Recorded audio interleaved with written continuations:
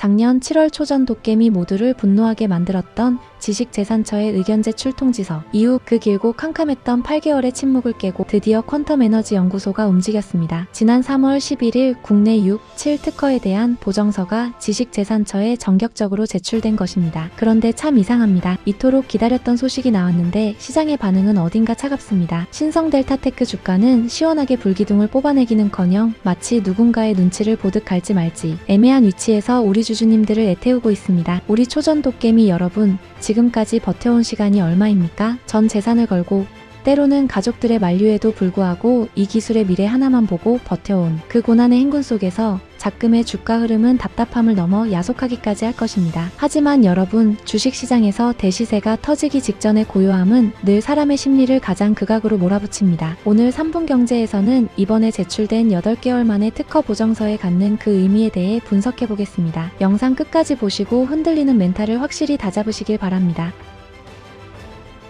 먼저 상황을 정확히 이해하려면 지난번 지식재산처가 도대체 왜 특허 승인을 미루고 의견 제출 통지서라는 태클을 걸었는지 그 본질을 알아야 합니다. 당시 통지서의 핵심은 법률 용어로 포장되어 있었지만 사실 아주 단순하고 명쾌한 내용은 두 가지입니다. 첫째, 특허법 제42조에 근거한 기재불비, 즉 제조 방법이 불명확하다는 겁니다. 둘째, 특허법 제29조에 근거한 진보성 부족, 기존의 선행특허, 즉 예전 기술들과 조성이 너무 비슷하다는 지적입니다. 이 두 가지를 우리 일상 용어로 번역하면 무슨 뜻일까요? 제 주관적인 해석은 이렇습니다. 퀀텀에너지 연구소 여러분, 당신들이 만들었다는 그 꿈의 물질 이론은 알겠는데 우리가 볼 땐 레시피가 너무 엉성합니다. 그게 진짜 가능하다면 누구나 똑같이 만들 수 있는 완벽한 레시피와 당신들이 직접 만들어서 테스트 한 빼도 박도 못하는 실물 데이터를 눈앞에 가져오십시오. 맞습니다. 국가의 지식재산권을 보호하는 기관으로서 그들은 지극히 당연하고 합리적인 검증의 잣대를 들이댄 것입니다. 하지만 해당 특허는 2021년에 출원한 특허로 그간 심사 과정에서 충분히 요구할 수 있는 사항을 작년 1월 최후 의견 제출 통지서를 요구하고도 다시 또 다른 의견 제출 통지서를 요구했기 때문에 더욱 초전 도깨미들이 분노했었죠. 그렇기 때문에 이번에 두 번의 제출 연장을 신청하고 8개월을 고심해서 제출한 보정서의 의미는 남다르다고 생각할 수밖에 없습니다. 이 보정서는 새로운 논문을 쓰거나 화려한 이론을 자랑하는 자리가 아닙니다. 지식재산처의 그 날카로운 칼날을 꺾을 수 있는 단 하나의 무기,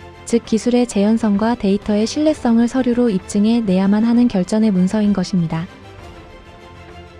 보통 이렇게 중요한 보정서가 특허청에 제출되고 나면 하루 이틀 안에 커뮤니티에 이른바 네임드 고수분들이 그 내용을 올려주었던 것이 그간의 패턴이었습니다. 그런데 이번에는 조용합니다. 내용을 당장 눈으로 확인할 수 없는 지금, 우리는 합리적인 추론을 통해 다가올 미래를 대비해야 합니다. 크게 두 가지 시나리오를 생각해 볼 수 있습니다. 첫 번째 시나리오는 변화구를 던지는 우회 전략입니다. 과거 호주 특허 승인 사례를 기억하십니까? 전기저항이 완벽하게 0이 되는 초전도체라는 타이틀을 고집하기보다는 특허의 범위를 약간 넓혀서 저저항 물질이나 고전도성 소재 등으로 용어를 틀어버리는 겁니다. 일관성 있는 제로 저항 데이터가 나오기 힘든 현실을 감안해 재현성에 덧해서 살짝 비켜나 특허 승인이라는 목적 자체만 달성하려는 전략이죠. 하지만 여러분, 우리는 여기서 의문을 가져야 합니다. 이미 지난 특허 과정에서 저저항이라는 용어로 수정을 거쳤음에도 불구하고 특허청은 가차없이 의견 제출 통지서를 날렸습니다. 퀀텀에너지 연구소 측에서도 대한민국 지식재산처의 깐깐한 벽을 넘기 위해서는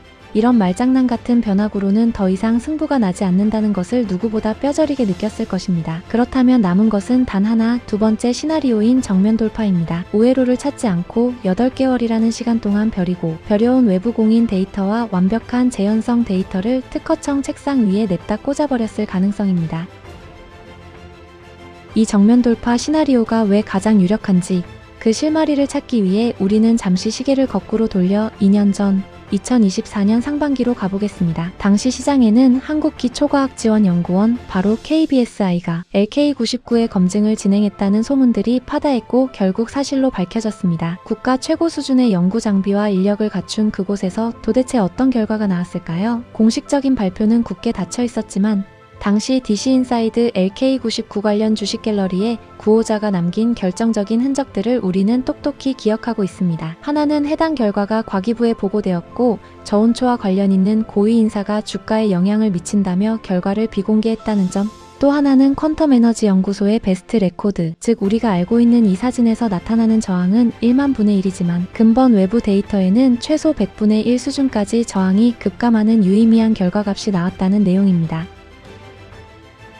그리고 이후 신성 델타테크가 본격적으로 움직였습니다. 퀀텀 에너지 연구소와 직접 손을 잡고 ASC 랩을 설립하는 수순을 밟았습니다. 그것이 바로 지금 2025년 말 홈페이지까지 정식 오픈하며 실체를 드러낸 퀀텀 엔솔입니다. 경영진은 철저하게 숫자로 움직입니다. 그들은 당시 KBSI의 내부 검증 결과 등 퀀텀 측이 자체적으로 확보한 외부 공인 데이터 등 간에 이 기술이 산업화가 가능하다는 빼도 박도 못하는 실체적 증거를 두 눈으로 보고 그 확신이 없었다면 퀀텀 엔솔이라는 배는 결코 출항하지 못했을 것입니다. 그리고 그 확신의 시점으로부터 벌써 2년 가까운 시간이 흘렀습니다. 우리 초전 도깨미들이 연일 오르내리는 주가창을 보며 천국과 지옥을 오가고 안티들의 조롱 속에서 고난의 행군을 이어가는 그 2년 동안 퀀텀 에너지 연구소는 어땠을까요? 과거에 열악했던 지하 연구실을 벗어나 신성 델타테크와 퀀텀 엔솔이라는 든든한 자본과 인프라의 우산 아래서 그 어느 때보다 안정적이고 고도화된 환경에서 연구에 매진해 왔을 것입니다. 지난번 영상에서 말씀드린 ALD 공정 같은 초정밀 기술들이 바로 그 2년의 시간 동안 완성된 무기들입니다. 이번 8개월 만에 제출된 특허 보정서는 단순한 행정서류의 보완이 아닙니다. 그 사이 호주 특허 승인이라는 결과물도 있고 한국에너지공과대학과 신규 특허도 출원하면서 든든한 보증인도 생겼습니다. 이제 남은 건 대한민국 지식재산처라는 가장 깐깐한 문지기를 향해 날아간 결전의 창입니다. 퀀텀 에너지 연구소는 이제 무언가를 보여줘야 할, 아니 보여줄 수밖에 없는 타이밍이 꽉 찼습니다. 주가가 며칠 횡보한다고 당장 눈앞에 호재 기사가 뜨지 않는다고 불안해하실 필요가 전혀 없습니다. 거대한 산업의 패러다임이 바뀌는 변곡점에서는 늘 이런 극심한 흔들기가 동반되기 마련입니다. 과연 이번 보정서를 통해 그토록 꼬이고 꼬였던 특허 승인의 거대한 매듭이 풀릴 것인지, 그리고 마침내 베일을 벗을 진짜 초전도 혹은 초저저항 제품으로 인해 신성 델타테크가 어떤 역사적인 퀀텀 점프를 이뤄낼지 저 3분 경제가 그 누구보다 빠르고 날카롭게 끝까지 추적하겠습니다. 이번 보정서에 담겼을 내용에 여러분의 통찰력 있는 의견을 보태주셔서 부족한 제 콘텐츠를 완성시켜 주시기 바랍니다.